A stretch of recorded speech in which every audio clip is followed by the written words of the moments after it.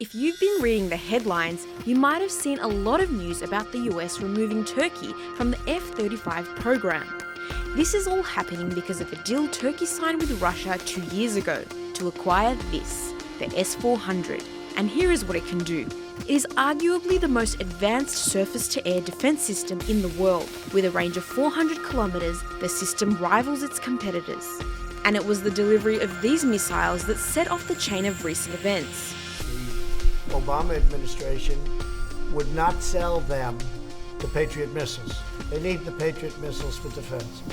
They would not sell them under any circumstance. See, the US had the option of selling its defence system to Turkey, but it kept stalling. And this has now jeopardised and potentially killed another deal between the two countries, bringing us to where we are today. We are now telling Turkey that because you have really been forced to buy another missile system, we're not going to sell you the F-35 fighter jets. Before Turkey was suspended from the program, it had already received 2 F-35s in advance and had its personnel training in the US state of Arizona, and now they've also been asked to leave. But besides being a customer, Turkey has also been a joint NATO manufacturer in the F-35 program since the early 2000s. It has played a crucial role in the development of the F-35s, producing about 900 parts for the jets. Today, there are more than 310 jets from a planned 3,000 flying from 15 bases around the world. F-35s are 5th generation and regarded as the most technologically advanced jets to be built. But the program has been dogged by a lot of controversy.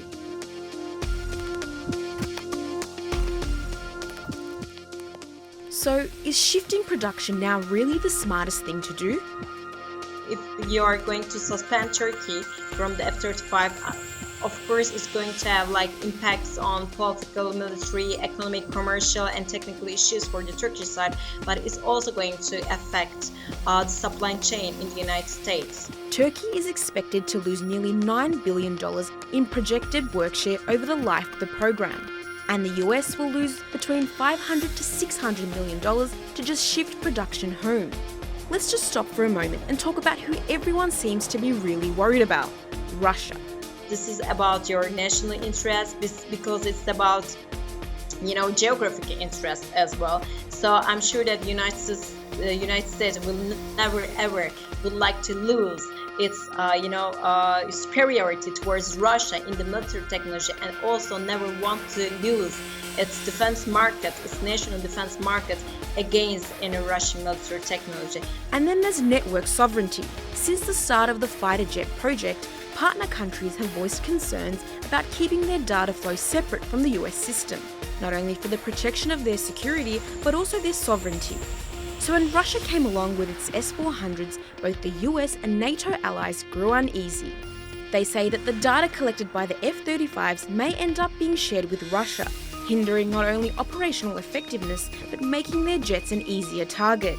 Something Turkey says is not possible since the system will be run on sovereign networks.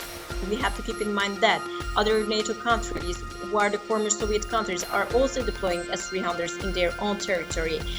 So just remember Greece. Greece, it was the first time that they made it operated their S-300 system in 2013 in one of the exercises that was conducted by the NATO. So all of this leaves us with a few questions. Why can't Turkey do what other NATO allies have done? In other words, have both systems? And should Turkey's national defence really be dictated by a power play between the US and Russia?